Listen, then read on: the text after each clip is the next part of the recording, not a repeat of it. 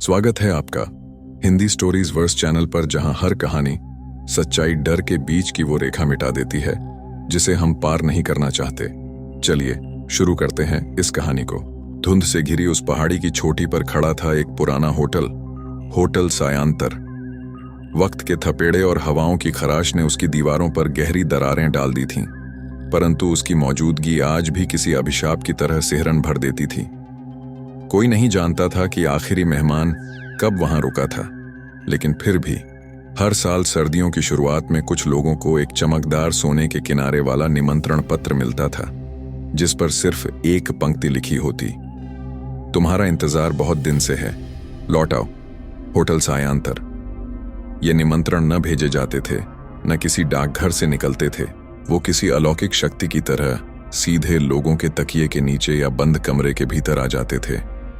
इस बार वह निमंत्रण पहुंचा था प्रियम नाम की एक लड़की तक, जो दिल्ली में एक असफल लेखिका के रूप में जीवन बिता रही थी। रिश्ते खत्म हो चुके थे, करियर ढल रहा था और आत्मा थकी हुई थी। उसे समझ नहीं आया कि यह निमंत्रण सपना है या सच, पर वो खिंचती चली गई उस होटल की ओर, जो एक सड़ांध भरे रहस्य को चुपचाप ओढ़े खड़ा था, जैसे अपनी नई बल्ली की प्रतीक्षा में हो। प्रियम जैसे ही हिमालय की उस बीहड़ घाटी में पहुंची जहां होटल सायांतर होने की बात कही जाती थी, हवा में कुछ अजीब सी गंध महसूस हुई। पुरानी लकड़ी, गीली मिट्टी और जैसे किसी बंद कमरे में सालों से बसी नमी की मिली जुली बदबू। टैक्सी वाला ड्राइवर जिसने उसे आधे रास्ते तक लाया था, होटल का नाम सुनते ही चौंक गया था और साफ मना कर दिया था कि वह उससे आगे नहीं जाएगा। मैडम, जो वहां गए हैं वो लौटे नहीं, उसने डरते हुए कहा था। लेकिन प्रियम को जैसे किसी अदृश्य शक्ति ने पकड़ रखा था। उसके कदम खुद ब खुद बढ़ते जा रहे थे। उसे लग रहा था कि शायद यही वह जगह है जहां उसे अपनी अधूरी किताब पूरी करनी है, या शायद खुद को समझना है। पहाड़ियों में घना कुहासा छाया हुआ था। पेड़ स्याह साए की तरह झुककर जैसे फुसफुसा रहे हों, मत जा, मत जा। लेकिन उसका मन अब पीछे लौटने को तैयार नहीं था। 3 घंटे तक घने जंगलों और संकरे रास्तों को पार करने के बाद उसे एक टूटा फूटा गेट दिखा। जंग लगा हुआ लोहे का दरवाजा, जिस पर अब भी सुनहरे अक्षरों से लिखा था, होटल सायांतर, जहां हर आत्मा को विश्राम मिलता है। वो पंक्ति उसके भीतर तक कांप गई। गेट अपने आप चरमराया और खुल गया। भीतर जो रास्ता था वह सीधा एक ऊंचे विशालकाय होटल की ओर जाता था। 4 मंजिला इमारत जिसकी खिड़कियां काली थीं, जैसे किसी ने वहां से बाहर झांकना बंद कर दिया हो। दरवाजे पर कोई स्वागत करने वाला नहीं था, पर एक पुरानी घंटी लटकी थी जिस पर लिखा था, आने से पहले दस्तक मत दो। भीतर जो है उसे सब पता होता है। जैसे ही प्रियम ने कदम भीतर रखा, होटल की दीवारों ने कराहना शुरू किया। लकड़ी की सीढ़ियां खुद ब खुद जाग उठीं और दीवारों से तस्वीरें फड़फड़ाकर गिरने लगीं।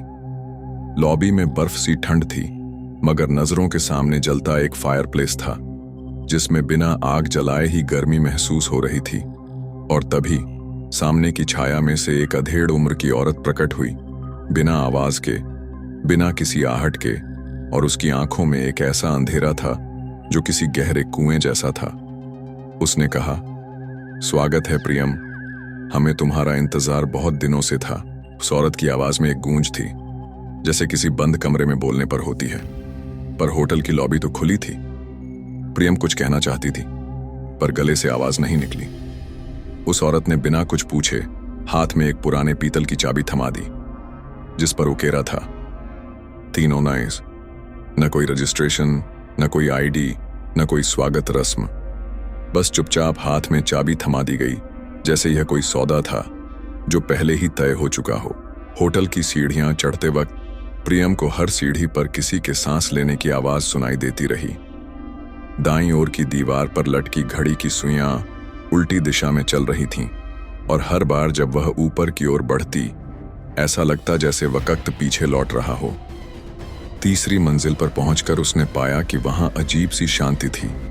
न हवा की सरसराहट, न लकड़ी की चरमराहट, बस मौन, गहरा और भारी।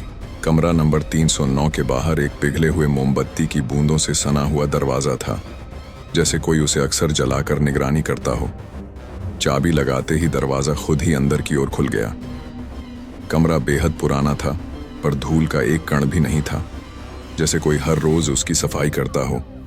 लेकिन वहां कोई था नहीं। एक टेबल पर एक डायरी रखी थी और उस पर लिखा था, जिसने लिखा वो कभी गया नहीं, अब तुम्हारी बारी है। प्रियम ने डायरी खोली तो पहले ही पन्ने पर उसकी अपनी लिखावट थी, वही लिखावट जो वह बचपन में किया करती थी और उसने कई साल पहले बंद कर दी थी। लेकिन उसने यह डायरी कभी लिखी ही नहीं थी। उसके पन्नों में वो कहानियां थीं जो उसने कभी सोची तो थीं, लेकिन किसी से साझा नहीं की थीं, जैसे होटल उसकी आत्मा को पढ़ रहा हो। और तभी बाथरूम का दरवाजा अपने आप चरमराया और खुला। अंदर कोई नहीं था, लेकिन आईने पर एक धुंधली सी परछाई उभरी, उलझे बाल, गहरी आंखें और मुंह पर टेढ़ी मुस्कान। वह प्रियम ही थी, मगर कुछ अलग, जैसे कोई दूसरी प्रियम जो उस कमरे में पहले से मौजूद हो और शायद कभी बाहर नहीं निकली। प्रियम स्तब्ध खड़ी रही, जैसे उसका पूरा शरीर किसी अदृश्य जंजीर में जकड़ गया हो।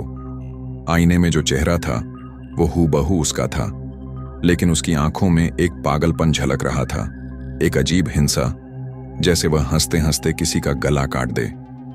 आईने की प्रियम धीरे धीरे हिलने लगी, जबकि असली प्रियम स्थिर खड़ी रही। उसका प्रतिबिंब अब उसके नियंत्रण में नहीं था। कमरे की दीवारें सिहरने लगीं, जैसे उन्होंने भी इस क्षण को पहले ही देख रखा हो। आईने में वह दूसरी प्रियम अब बोलने लगी, पर उसकी आवाज कमरे में गूंज रही थी, न कि आईने से। उसने कहा, तू यहां आई क्यों? तेरे जैसी लड़कियां यहां नहीं आती, उन्हें यहां लाया जाता है। और फिर एक झलक में आईने के पीछे का संसार बदल गया। वहां होटल का ही दूसरा संस्करण दिखा, लेकिन सब कुछ उल्टा। लटकी हुई लाशें, दरवाजों से बहता काला लहू, सीढ़ियों पर बैठे अधमरे मेहमान जिनकी आंखें फटी हुई थीं, लेकिन वे टकटकी लगाए देख रहे थे। आईना अब दरारों से भर चुका था, जैसे वो दुनिया बाहर आना चाहती हो। तभी कमरे की बत्तियां बुझ गईं और अंधेरे में सिर्फ वो आईना चमकता रहा। प्रियम ने घबराकर पीछे हटना चाहा, लेकिन कमरे का दरवाजा बंद हो चुका था। वो ताला जो उसने खुद खोला था अब अंदर से बंद था, बिना किसी कुंडी के। अचानक कमरे की दीवारों पर कुछ शब्द उभरने लगे, खून जैसे रंग में। जो कहानी पूरी नहीं होती वो आत्मा बन जाती है। तुम्हारे अंदर जो अधूरी थी वो अब पूरी होगी। प्रियम के कानों में पुराने समय की कई आवाजें एक साथ गूंजने लगीं। किसी बच्चे की चीख, किसी औरत की सिसकी, किसी बूढ़े की कराह। ये सभी आवाजें एक ही चीज दोहरा रही थीं, 309 से बाहर कोई नहीं गया। उसने डरते हुए फिर से डायरी खोली तो देखा कि उसमें कुछ नया लिखा था, वही लेखनी, लेकिन यह उसने नहीं लिखा था। जो शब्द तुम कागज पर छोड़ती हो वो जिंदा हो जाते हैं। अब तुम्हें सिर्फ लिखते जाना है ताकि हम जिंदा रह सकें। उसने जैसे ही कलम उठाई, कमरा थरथराने लगा और छत से कुछ भारी चीज के खिसकने की आवाज आई, जैसे कोई बहुत पुराना मेहमान अब जाग गया हो। कमरा नंबर 309 अब एक सीमित कक्ष नहीं रह गया था। वह एक जीवित प्राणी बन चुका था, जिसकी हर दीवार सांस ले रही थी और जिसकी छत के ऊपर कोई बहुत भारी, पुराना और भूखा जीव करवटें बदल रहा था। जैसे जैसे प्रियम ने डायरी में लिखना शुरू किया, ऊपर से फर्श की दरारों से धूल झड़ने लगी। हर शब्द के साथ होटल और अधिक जागृत हो रहा था, जैसे उसके भीतर छिपी कहानियां फिर से जीना चाहती थीं। लेकिन प्रियम को यह एहसास नहीं था कि जो वह लिख रही है वह अब कल्पना नहीं, बल्कि भविष्य बन रहा था। उसने डायरी में लिखा, मैं उस छत तक पहुंची जहां हर रात कोई चलता है, और ठीक उसी पल ऊपर चौथी मंजिल से किसी भारी चीज के गिरने की आवाज आई। एक गूंज, एक धमाका, जैसे पत्थरों में कोई जान आ गई हो। वह चौंक गई, लेकिन कुछ उसे खींचने लगा, एक अदृश्य शक्ति, एक मजबूरी। उसने डायरी बंद की और कमरा नंबर 309 का दरवाजा खुद ब खुद खुल गया। हॉलवे में कोई रोशनी नहीं थी, लेकिन उसकी आंखें अब अंधेरे में देखने की अभ्यस्त हो चुकी थीं। हर दरवाजा अब खुला पड़ा था और भीतर अजीब दृश्य। एक कमरे में मेज पर सिर रखे बैठे एक मेहमान की लाश, जो अब भी चाय की प्याली थामे हुए था। दूसरे में बिस्तर पर किसी औरत का अधजला शव, जिसकी उंगलियां अब भी टाइपराइटर के कीबोर्ड पर थीं। प्रियम चौथी मंजिल की ओर बढ़ी। जैसे जैसे वह सीढ़ियां चढ़ रही थी, वह खुद को हल्का महसूस करने लगी, जैसे शरीर में कुछ छूटता जा रहा हो, जैसे आत्मा धीरे धीरे उससे अलग हो रही हो। चौथी मंजिल, वो मंजिल जो कभी बनी ही नहीं थी। होटल का नक्शा वहां खत्म हो जाता था, लेकिन अब वहां एक दरवाजा था, लकड़ी का नहीं बल्कि किसी काले पत्थर से बना, जिसमें से सिसकियों की आवाजें आती थीं। दरवाजे पर कोई ताला नहीं था। जैसे ही उसने दरवाजा खोला, भीतर अंधकार ने उसे निगल लिया। अंदर जो छत थी वह सीधी नहीं थी, वह एक उल्टा कमरा था। दीवारें नीचे की ओर गिरती हुई और फर्श ऊपर लटकता हुआ, और वहां उस उल्टे फर्श पर बैठा था एक शख्स, लंबा, सूखा, झुका हुआ। उसकी पीठ इंसानी लगती थी, पर चेहरा जैसे किसी पुरानी तस्वीर से कटा हुआ हो। वह कुछ बुदबुदा रहा था, लिखो, जब तक लिखती रहोगी हम मरेंगे नहीं। वो हम कौन थे? प्रियम अभी ये सोच ही रही थी कि अचानक उसकी पीठ पर किसी ने हाथ रखा। वो वही दूसरी प्रियम थी जो अब छाया नहीं, शरीर बन चुकी थी। प्रियम ने जब दूसरी प्रियम को अपने बिल्कुल पीछे खड़ा देखा तो उसकी सांस रुक गई। यह अब सिर्फ एक परछाई नहीं थी, यह पूरी तरह एक अस्तित्व बन चुकी थी। वही चेहरा, वही शरीर, लेकिन उसकी आंखों में ऐसा ठंडा पागलपन था जैसे वह इंसान नहीं, कोई अधूरी आत्मा हो जो अपने खोए हुए हिस्सों को वापस लेने आई हो। तू मेरी जगह ले सकती है, उसने धीरे से फुसफुसाया। तू यहाँ की नई लेखिका बन सकती है। होटल तुझे अपना बना लेगा, तू बस लिखती रह, और बदले में तुझे सब मिलेगा जो तूने खोया है। पहचान, प्रेम, शक्ति, अमृता। प्रियम उस पल भीतर से टूटने लगी। ये वही वादा था जो उसने दुनिया से मांगा था। उसकी अधूरी किताब, उसका खोया हुआ करियर, उसका टूटा हुआ आत्मसम्मान। एक पल के लिए उसने चाहा कि वो सब सच हो जाए, लेकिन फिर जैसे किसी पुराने संस्कार ने उसे झंझोड़ दिया। क्या वो एक सौदे के बदले में अपनी आत्मा दे दे? दूसरी प्रियम अब ज्यादा पास आ चुकी थी। उसकी उंगलियां हड्डियों जैसी सूखी थीं और उसके होंठों से खून रिस रहा था। उसने कहा, अगर तू नहीं लिखेगी तो मैं तेरी जगह ले लूंगी। तेरी जिंदगी, तेरा शरीर और तेरी आत्मा। फर्श जो छत बना हुआ था अब नीचे गिरने लगा था। चारों तरफ से पुरानी कहानियों की चीखें आने लगीं। अधूरी प्रेम कहानियां, अधमरे अपराधियों के कबूलनामे, उन औरतों की आवाजें जो कभी सुनी नहीं गईं। होटल अब एक विशाल गूंज बन चुका था और उसकी धड़कनें प्रियम के दिल से मेल खा रही थीं। वो अब होटल का हिस्सा बन रही थी, या तो बतौर लेखिका या बतौर अगला किरदार। तभी डायरी हवा में तैरती हुई आई और प्रियम के सामने गिर गई। उसके पन्ने खुद ब खुद पलटने लगे और फिर एक पन्ना ठहर गया। उस पर लिखा था, हर लेखिका एक नायक नहीं होती, कुछ को सिर्फ मरने के लिए लिखा जाता है।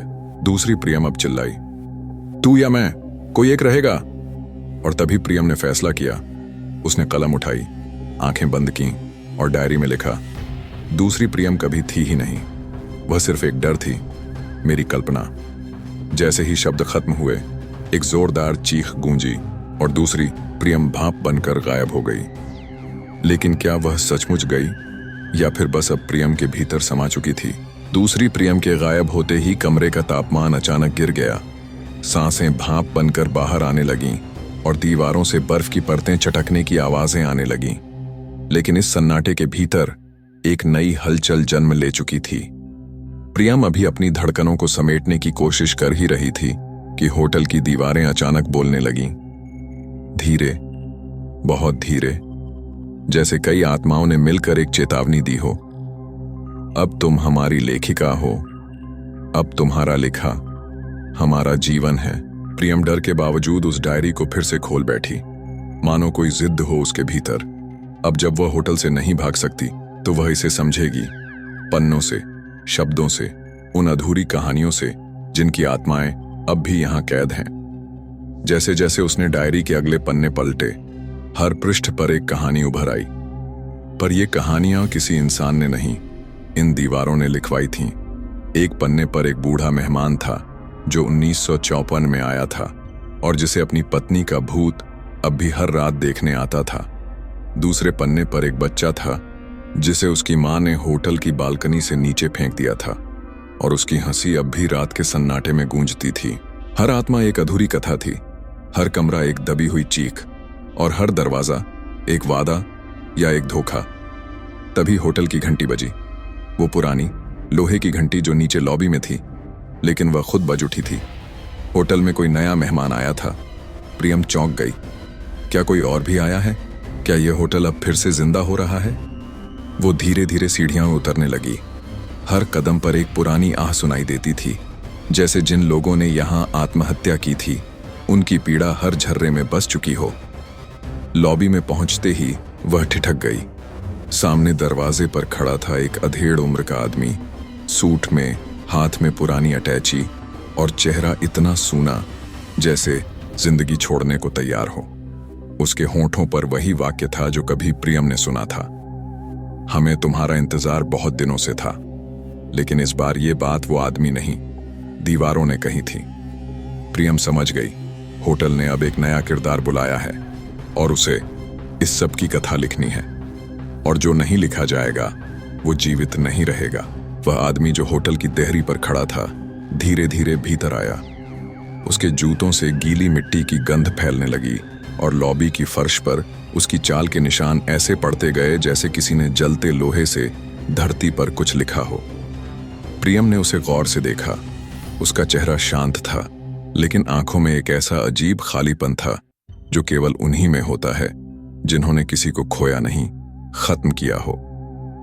वह आदमी सीधे रिसेप्शन डेस्क तक गया, जहां अब कोई नहीं था, लेकिन उसने वहां रखी रजिस्टर की किताब खोली और बिना पूछे खुद का नाम लिखा, अश्विन राठौर, रुका, अनिश्चितकाल के लिए। प्रियम को समझ में नहीं आया कि यह आदमी कौन है, लेकिन तभी होटल ने फिर से अपनी मर्जी से दरवाजा खोला। कमरा नंबर 211, वही कमरा जो दशकों से बंद था। कहते थे वहां एक बार एक मंत्री ने आत्महत्या की थी और उसके बाद से जो भी उस कमरे में गया वह या तो पागल हो गया या खुद को खत्म कर बैठा। प्रियम ने देखा कि अश्विन उस कमरे की ओर बढ़ गया, जैसे उसे रास्ता पहले से पता था। लेकिन तब उसे लगा यह सिर्फ संयोग नहीं है, यह कहानी पहले से लिखी जा चुकी है और अब उसे ही अगला अध्याय बनाना है। वह चुपचाप उसका पीछा करने लगी।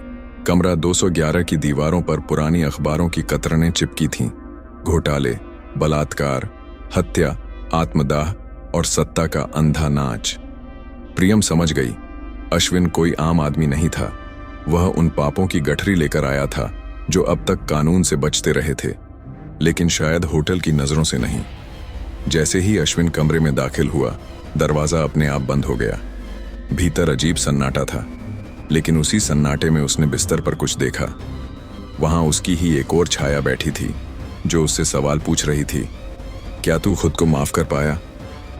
अश्विन कांप उठा। मैंने जो किया वो मजबूरी थी। छाया हंसी, एक ऐसी हंसी जिसमें पागलपन और पीड़ा दोनों शामिल थे। यहां मजबूरी का कोई अर्थ नहीं, यहां हर पाप अपना मूल्य मांगता है। प्रियम दरवाजे के पास सुन रही थी, कांपते हुए, लेकिन अंदर उसके लेखक मन में कुछ और जल रहा था।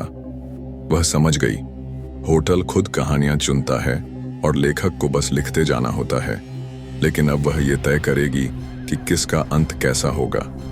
उसने डायरी खोली और लिखा, अश्विन अपने अपराधों से मुक्त नहीं हुआ, लेकिन अब वह हर रात उसी कमरे में जागेगा जहां उसकी आत्मा उसके पापों से सवाल करेगी, हमेशा के लिए।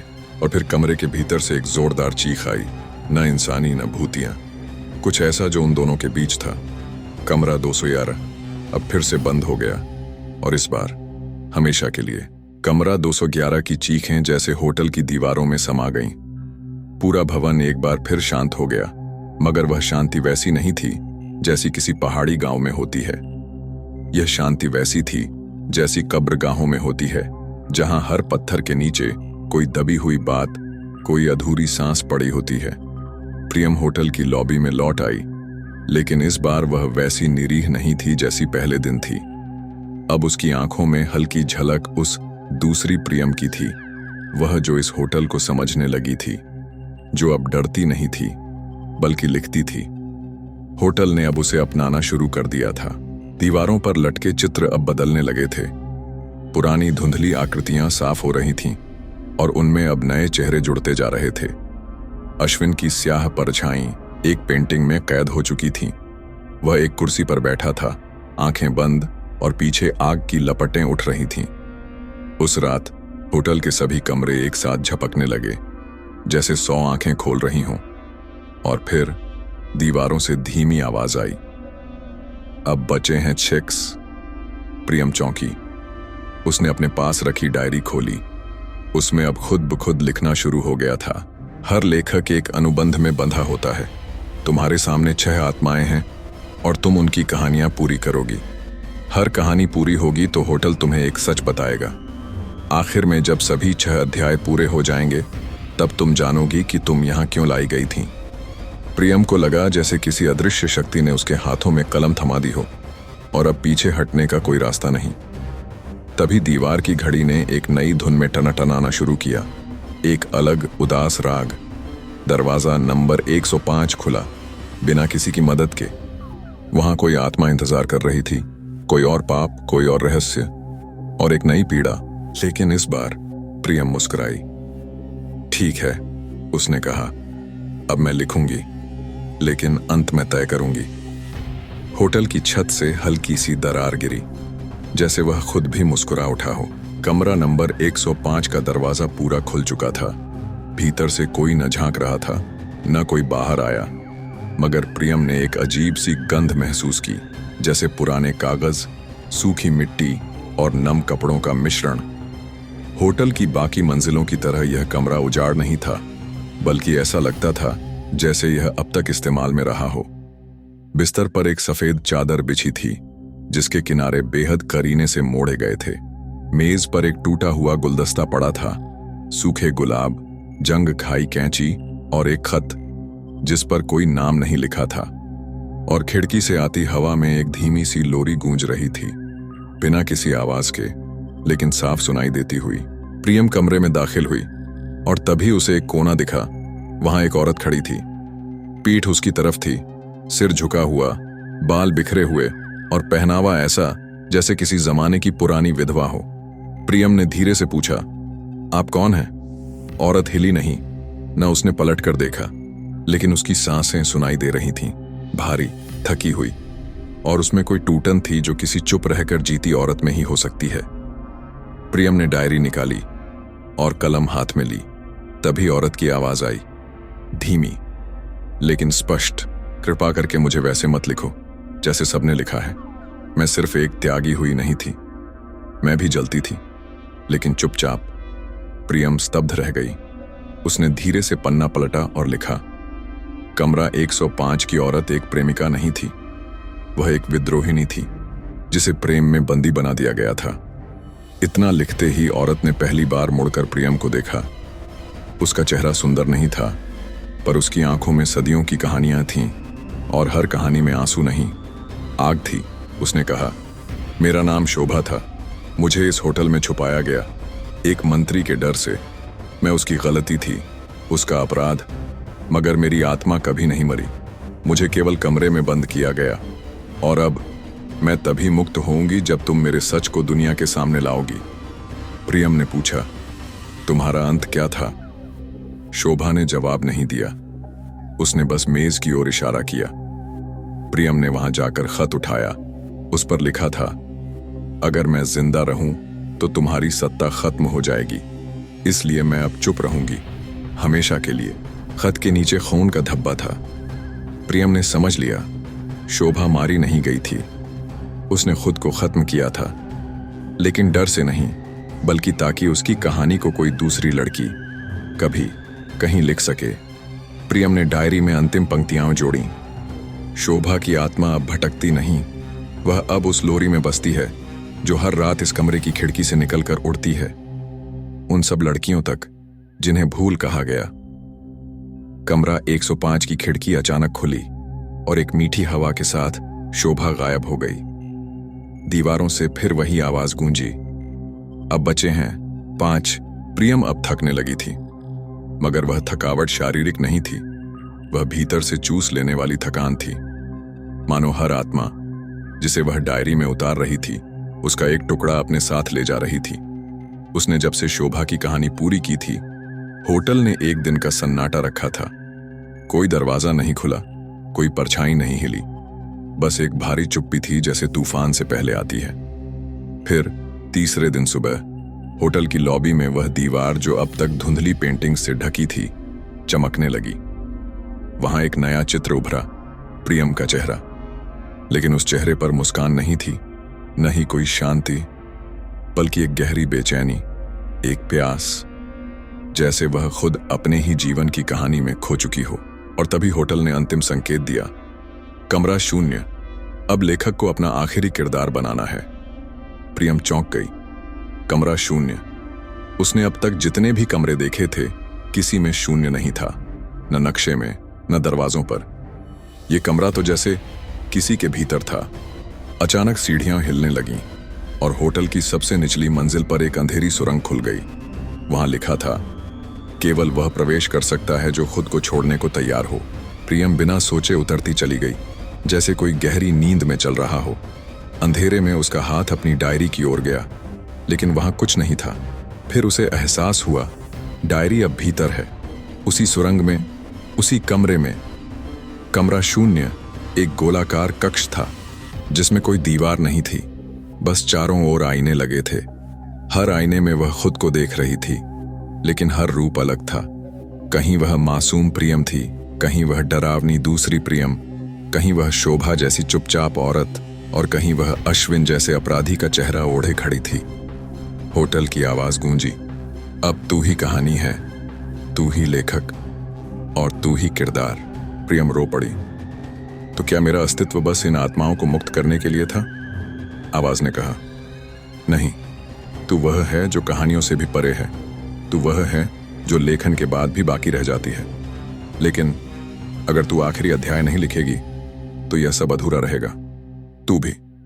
और तभी उसके सामने एक मेज प्रकट हुई, उस पर खाली पन्ना और एक आखिरी कलम। प्रियम ने लिखना शुरू किया, लेकिन इस बार वह दूसरों की नहीं, अपनी कहानी लिख रही थी। उसने लिखा, मैं प्रियम हूं, वह जिसे होटल ने चुना, लेकिन अब मैं होटल को चुनती हूं। मैं डरती नहीं, मैं रचती हूं। मैं उन कहानियों की मां हूं जिन्हें किसी ने कभी पूरा नहीं किया। आज मैं खुद को अपने शब्दों में अमर करती हूं। मैं अब किरदार नहीं, मैं खुद कहानी हूं। और जैसे ही अंतिम शब्द लिखा गया, कमरा शून्य गायब हो गया। प्रियम अब लॉबी में थी, लेकिन वह अकेली नहीं थी। हर आत्मा जो कभी इस होटल में थी, अब उसके पीछे खड़ी थी, शांत, मुक्त और हल्की। शोभा मुस्कुराई, अश्विन रोया, वह बच्चा जो बालकनी से गिरा था अब हंस रहा था। होटल की दीवारें चमकीं और पहली बार वह भवन जी उठा, लेकिन अब वह भूतिया नहीं था, वह पूर्ण था। प्रियम ने बाहर की ओर देखा, दरवाजा अब खुला था, सूरज की किरणें भीतर आ रही थीं, और जैसे ही वह बाहर कदम रखने चली, होटल ने अंतिम बार कहा, धन्यवाद लेखक, कहानी अब खत्म हुई, लेकिन तू अमर हो गई। प्रियम मुस्कुराई और हवा में एक नई किताब तैरने लगी, होटल नीलम, कहानियां जो जिंदा रहीं। अगर आपको ये कहानी दिलचस्प लगी, डरावनी लगी या कुछ नया महसूस हुआ हो, तो चैनल को सब्सक्राइब करें। धन्यवाद आपका, फिर मिलेंगे एक नई कहानी के साथ।